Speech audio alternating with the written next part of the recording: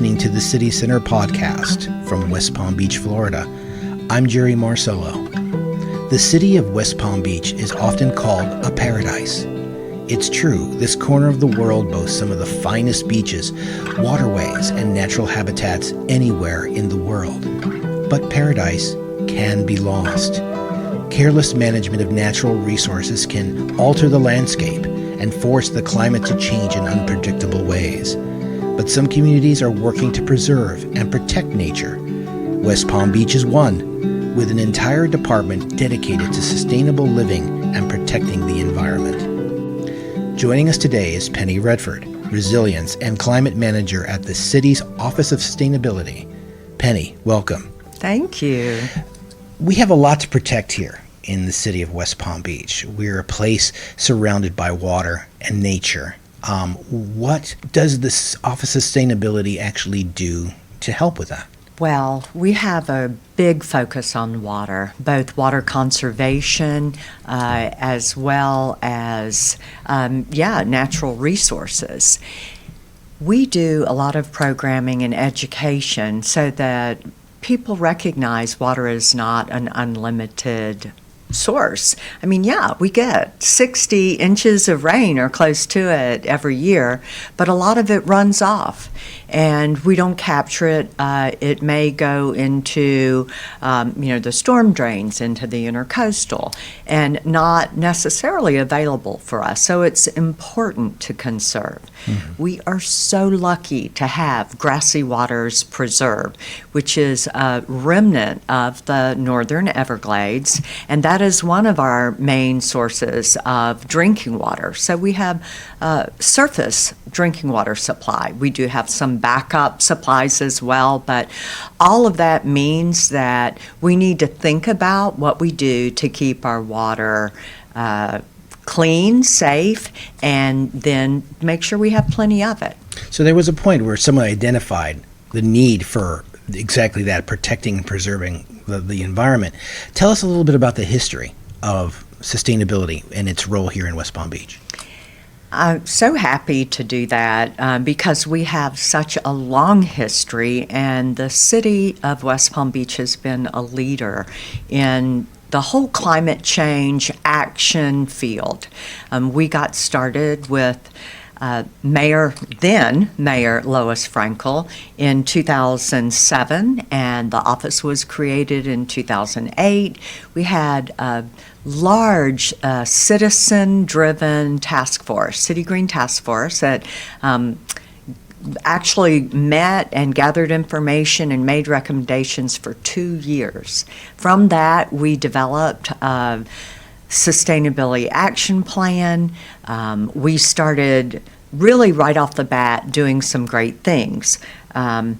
About that time was during the Obama years, and we were able to get some stimulus money to move forward with some actions. We were the first city in the state to have an electric vehicle in their fleet. We installed EV charging stations before they were really even selling EVs here in Florida. So that was really great. We joined the Better Buildings Challenge to help reduce our energy use.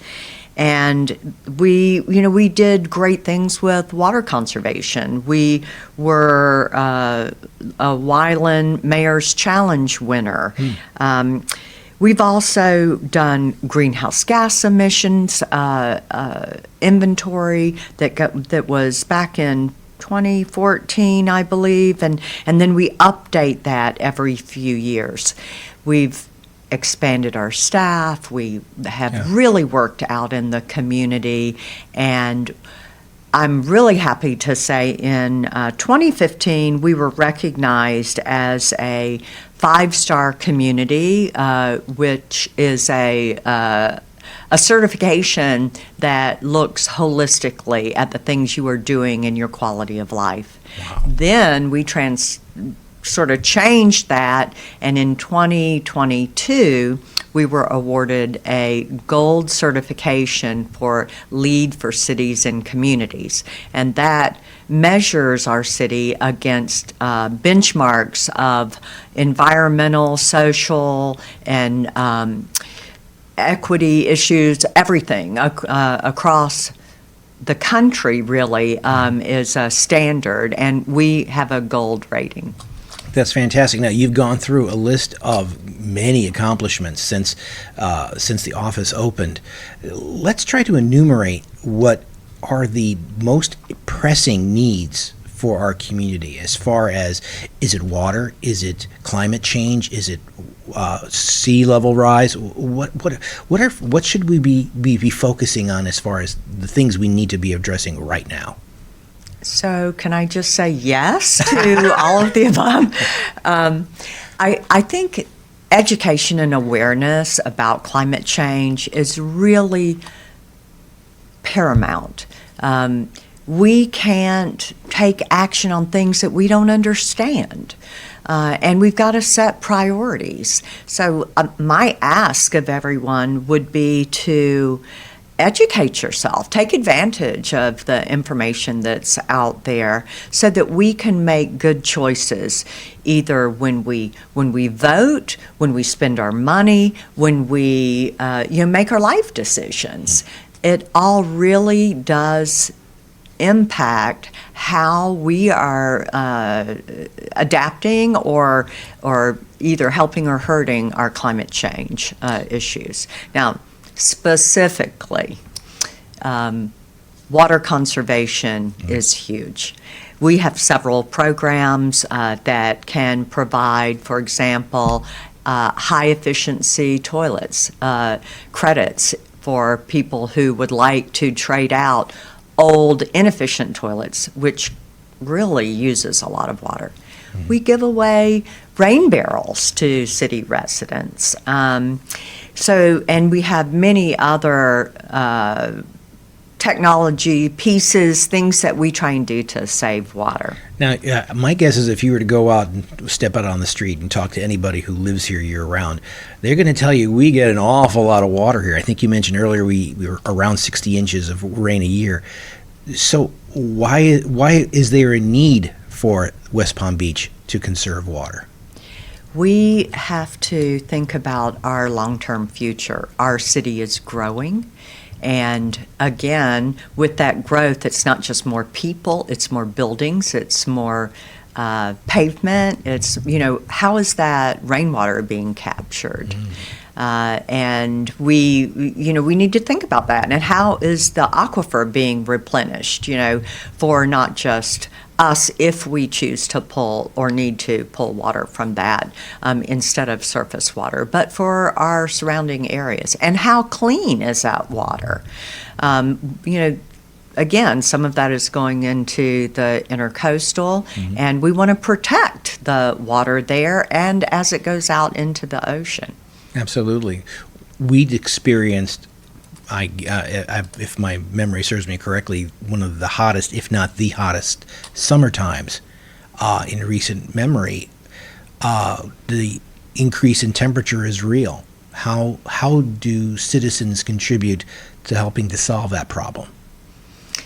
Well, that's sort of going to some basic climate change information. So in the world of climate change discussion and science, there's sort of two buckets. One is mitigation, and that are things that we can do to slow down or stop climate change, to reduce greenhouse gas emissions that are the cause of climate change. The other is adaptation. So that is, okay, things are already changing. What can we do? What do we need to do to address those changes and live with those changes, to adapt to those changes? So as a resident or a business in the city, that mitigation part, you can look at what is your carbon footprint. So what does that even mean, right? It means how much energy are you using?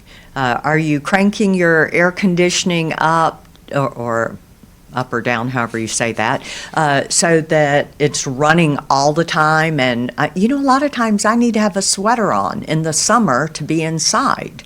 So looking at reducing your air conditioning use is a big factor. What's going on in your house? Is your house tight? Is there weatherization things you can do? Can you put more insulation in your roof? Are there leaky doors or windows that could be tightened up? All of these things can help with that. Oh, absolutely. I know that I used to live in a home where we had jalousied windows. Oh, my goodness. Okay, and I mean, you could hear the wind whistling through those all day long. So truly, there are lots of things we can do to use less energy and make improvements there.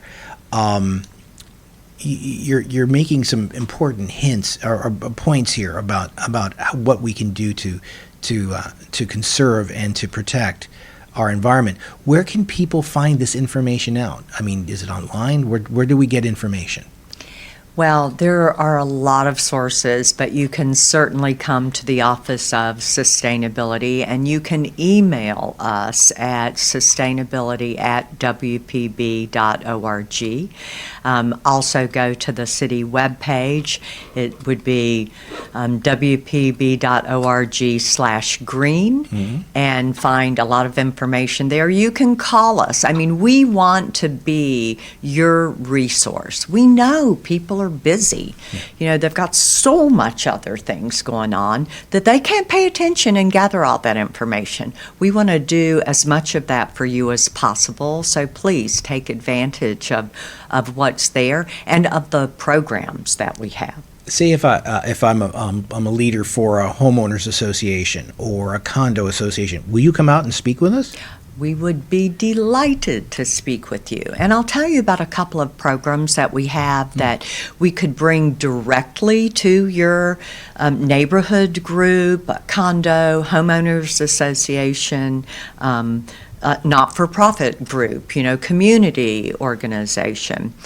We have a program that is called HIP, Home Improvement Program. It's really targeting some of our underserved communities, and we will come out and sort of talk you through a home audit that will look at energy and water, and then we will give you things that you can go home immediately and trade out in your house and make a difference. So you could get up to a dozen LED light bulbs. We have high efficiency shower heads and aerators, weather stripping, tons of things like that you'll be able to see a difference in your electric and water bill right away.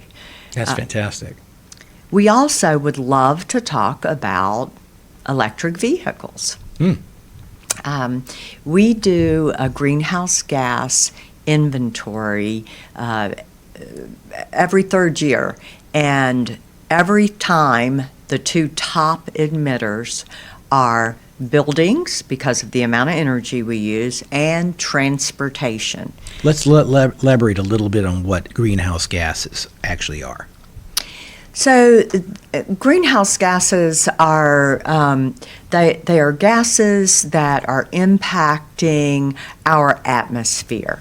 So it's when you hear about global warming and think about it as a blanket around the earth, and those greenhouse gases are that blanket, and it's keeping too much heat inside. So we want to be able to let some of that heat that is trapped because of the greenhouse gases out. So the fewer gases we have, the lighter the blanket it is around the earth, I'll say.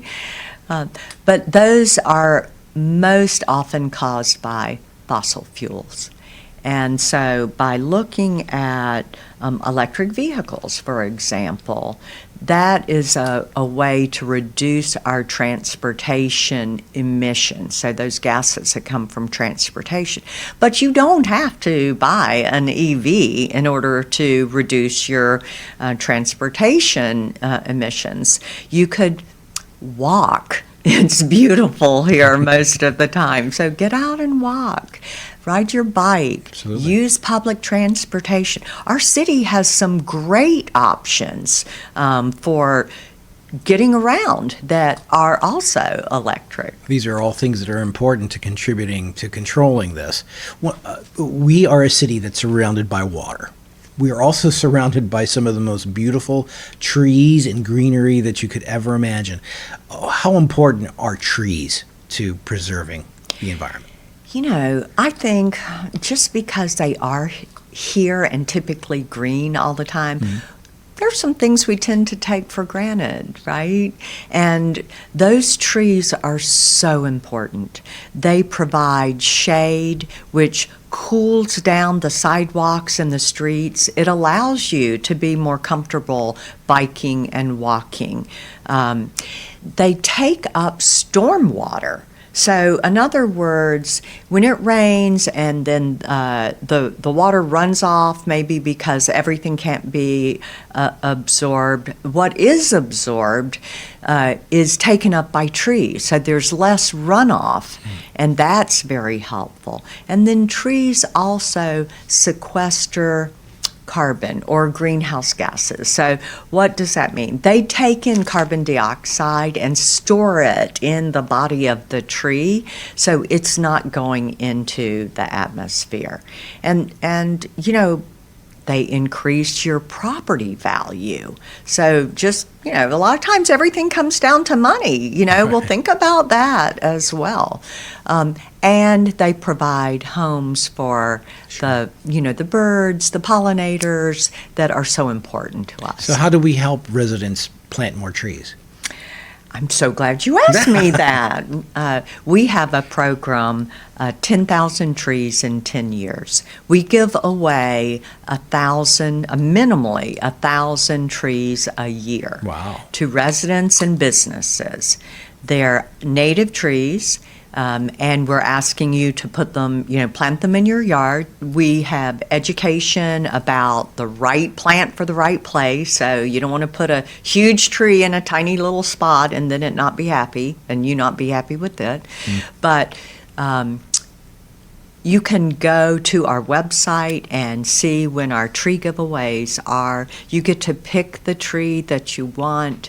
And this year, for the first time, we gave away fruit trees. And that was just really successful. Everyone loves fruit trees. Yeah. Unfortunately, they cost a little bit, good bit more than the other trees you give away, so we can't afford to give them away all the time.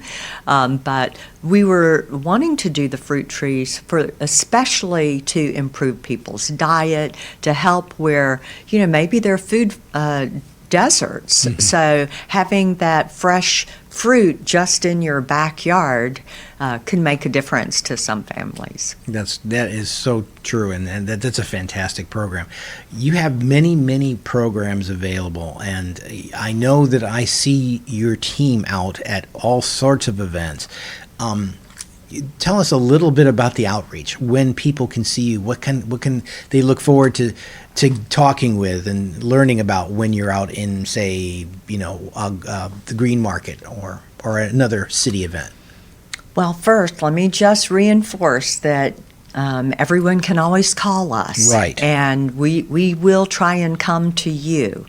But we are out in the community a lot. Some of the things that we might talk about that we haven't already mentioned here is single-use plastics. Single-use plastics, well, first off, plastics are made from petroleum. So that's just telling you that there are greenhouse gas emissions involved with that. But plastics don't degrade. They break up into smaller pieces, into microplastics, but then they get into everything. So we want to reduce the amount of single-use plastic out there. That means plastic bags or water bottles or what wrappers, drinking straws. Oh, right. So yes, we do have a prohibition on single-use plastic drinking straws and stirrers. You're not allowed to use them or sell them in the city. We often are talking about the impacts of that single-use plastic, and we give away reusable bags so that you just don't take them. Don't use those plastic bags. And I do also want to put in a plug here for Keep West Palm Beach Beautiful. This is a new program. This past year, the city became an affiliate with Keep America Beautiful, and our Public Works Department has the coordinator there who is doing a lot of great things and is looking at beautification, but also that litter and trying to clean those areas up, and they're doing a great job. So if you see Keep West Palm Beach Beautiful information out there, please stop and pay attention, and maybe there's an opportunity for you to volunteer with them. Earlier this month, there was a gathering of some world leaders to discuss these particular matters. Can you tell me a little bit more about that? Absolutely. That was COP28. COP is a compact of parties, and it is a part of the UN that addresses climate change. Our Mayor James, attended, and which is just thrilling. So the group of world leaders are trying to establish goals and guidelines for countries to meet different greenhouse gas reduction goals. And I'm very happy to say that the city of West Palm Beach has already set the goal of net zero greenhouse gas emissions by 2050. Wow. And we are working toward that goal, and that is the overall UN goal. If you had the opportunity to share a thought, or let's make it a little tiny list, 3 things that you would want people to always remember about conservation or even about sustainability here in West Palm Beach, what would those 3 things be? Wow. Okay. I would say that it takes a village. Government alone cannot fix things. We can lead, but for example, our greenhouse gas emissions, the city of West Palm Beach operations, so municipal government operations, is 3%.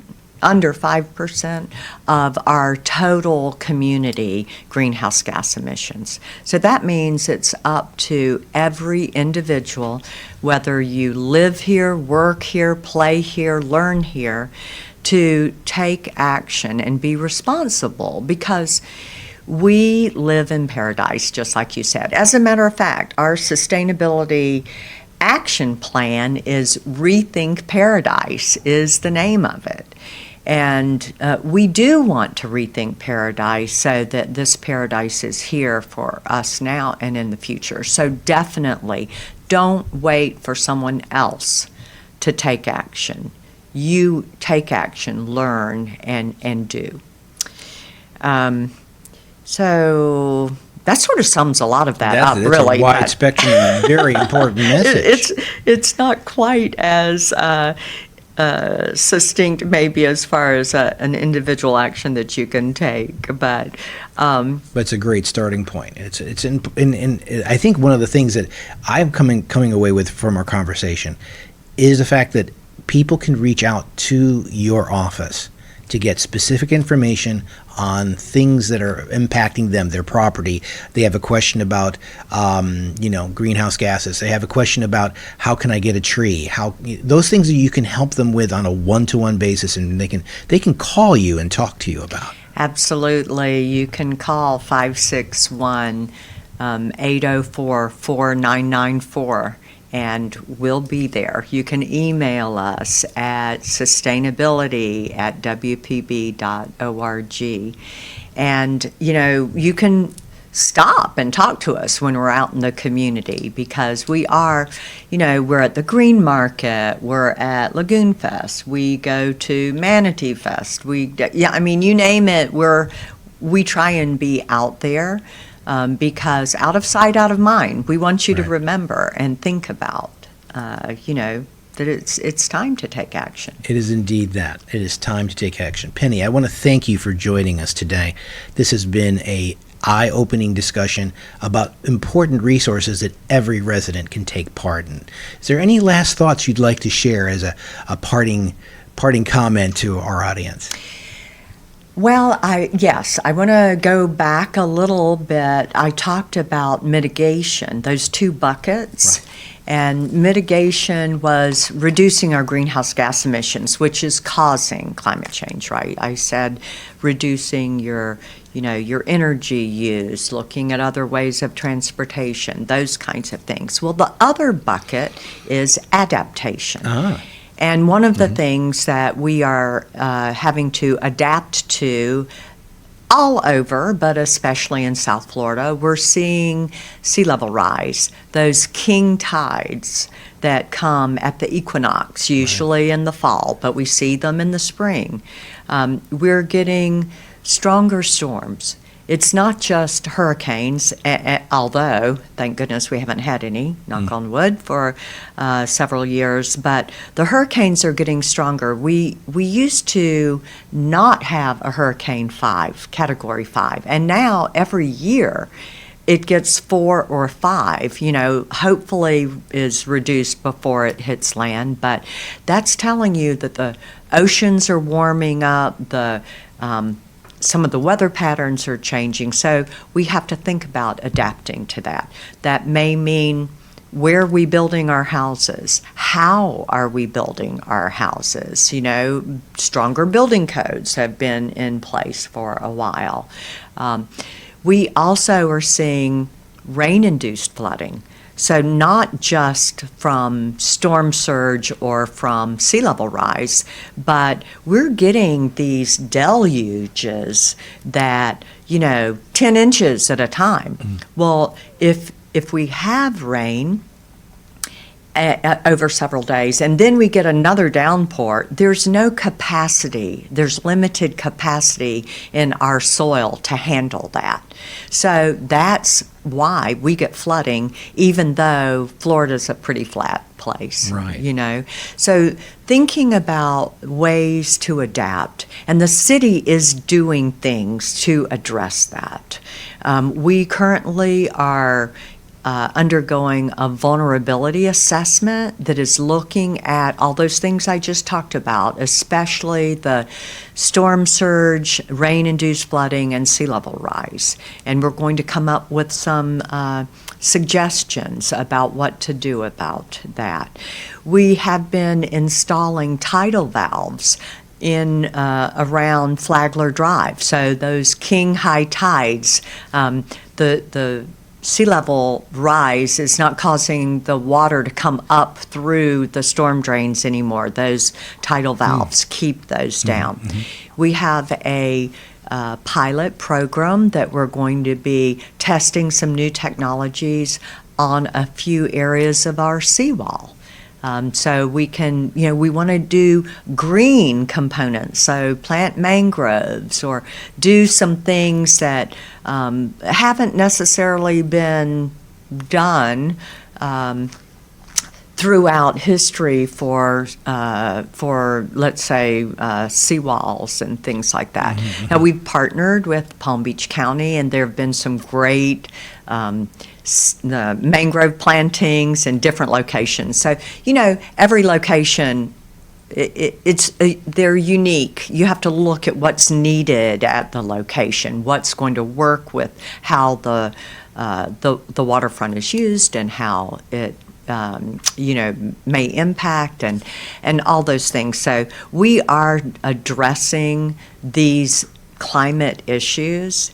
We're also addressing climate issues through transitioning our fleet to EVs, to providing more transportation to our residents. So all of those things. I guess what I would like really for people to understand is that we are working. We have a plan. We want this city to be resilient. But again, it's going to take all of us, and it's going to take, thoughtfulness. It's going to, it's going to take money. Yeah. It's going to take setting priorities, and we need educated and informed residents to help us make those decisions. And engaged residents. Engaged residents, absolutely. Well, I think the takeaway for me is, yes, we face some great challenges, but there is hope. There are solutions if we all work together and become educated and do the right things for both our community and for the environment. The future is bright. It's still paradise. We just need to reimagine it. Absolutely. Yeah. We do live in paradise, and I'm a glasses half full kind of girl. I think that we always rise up. It is just who we are. And that is happening and will continue to happen with us addressing climate change. So yes, it's a bright future, but we do still need to act. Yes. We need to act to keep it that way. Penny, thank you so much for your time today. We have been talking to Penny Redford, Resilience and Climate Change Manager at the City Office of Sustainability here in West Palm Beach. Penny, again, just so that people know what resources are out there, where can they get in contact with you? Please email us at sustainability@wpb.org. You can call us at 561-804-4994, and you can find us on the city website, wpb.org/green. We would love to hear from you. This was a wide-ranging talk about what the Office of Sustainability does here in the city of West Palm Beach. And in the weeks ahead, we'll have more from this team about exciting programs residents can be involved with to help protect our environment. You've been listening to the City Center podcast from West Palm Beach, Florida. If you've enjoyed our talk today, please subscribe. For more information about the city of West Palm Beach, visit us at our website at WPB.org. We'll see you next time.